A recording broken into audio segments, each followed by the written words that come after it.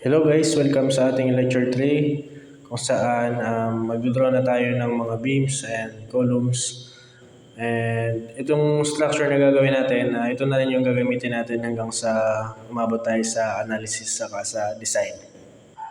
So ganun lang uli, edit lang natin yung naming para organized and then select ng folder and then dapat naka-metric yung units natin guys.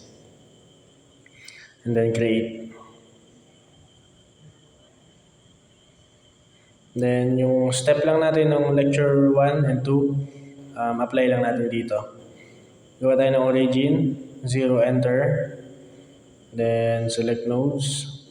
Select natin. Then translational repeat lang ulit tayo guys. The power of translational repeat. Ayan. Gawa tayo ng 5 steps na mayroong 33 na spacing.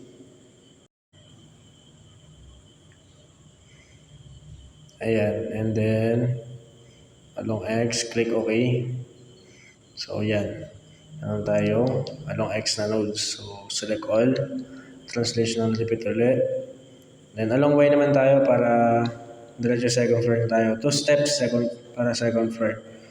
33 ulit. And then link step natin para magkaroon tayo ng column. Yan. Then add beam tayo. Click add beam.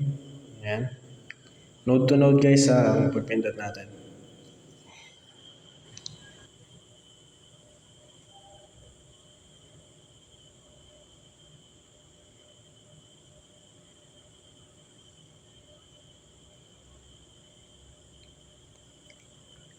Ayan, meron na tayong one side na and select all natin para magawa natin yung structure natin.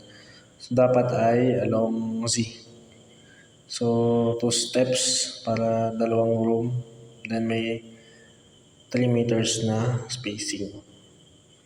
Then link step natin dapat ay naka-open base para wala tayong beam sa baba. And then click OK. So yan, meron na tayong superstructure.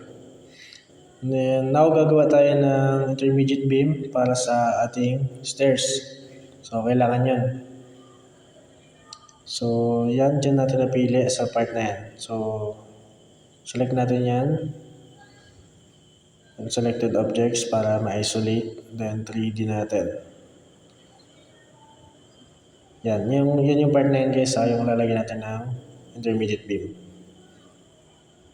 Select natin, isolate, then maganda. Yan. FB na lang, selected, then yan. Lagay tayo ng intermediate beam. Gagawin natin dyan, select natin itong beam na to. Yan. Then translational repeat lang ulit.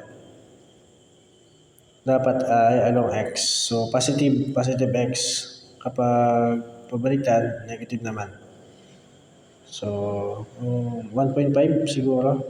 Yan. Then, okay. So, yan. Meron na tayong intermediate beam.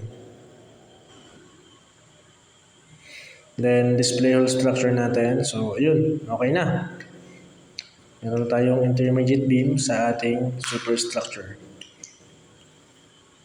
And then, next, punta tayo ng properties. So, dito mag-assign ulit tayo ng sections ng ating steel members.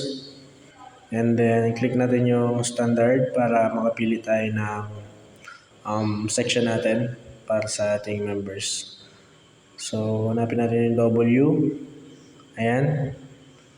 Click natin. Then, hanap tayo ng section para sa column. Yung ginamit natin sa lecture 1 and 2, yung ginamit natin for column is W12 by 210. Add. And then sa beam naman ay yung W8 by 67. Then add ulit. Ayan. Then close. So, dito guys may tuturo ako sa inyo na madaling pag-select. So, punta na select. Then parallel to Y para ma-select natin lahat ng columns. So, parallel to Y. Ayan. Matic yan. Lahat yan columns. Walang beam dyan kasi parallel to Y yan. So, ayan. Assign to selected beams. Ayan. So, meron na ulit tayong R1, reference 1. Then, along Y and Z naman. Along X and Z naman, rather. So, ayan.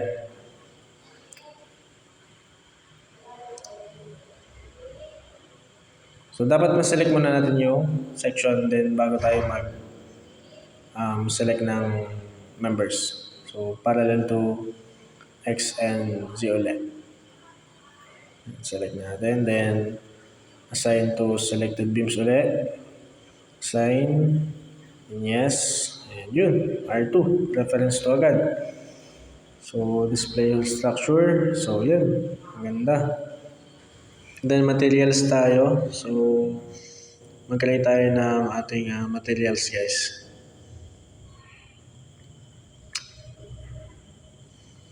Then, create tayo. Then, edit natin.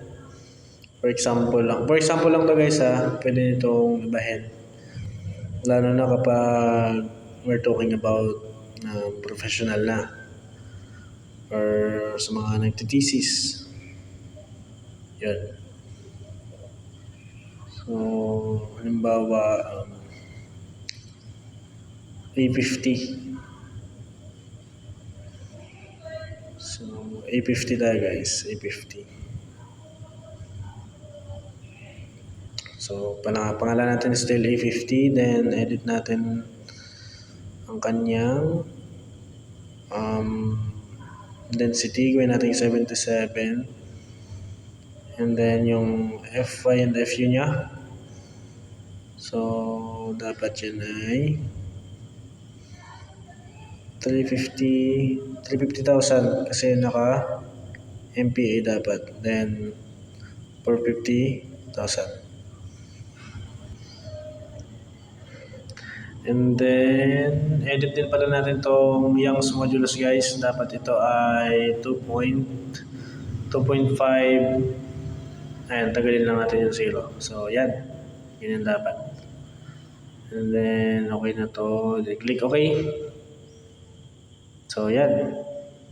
Then, click natin yung section. Select all natin. Then, assign to view tayo guys. Assign to view. Para lahatan na. Assign. And then, yes. Yun na. Okay na. Meron tayong still A50. So, yan siya. Display all structure.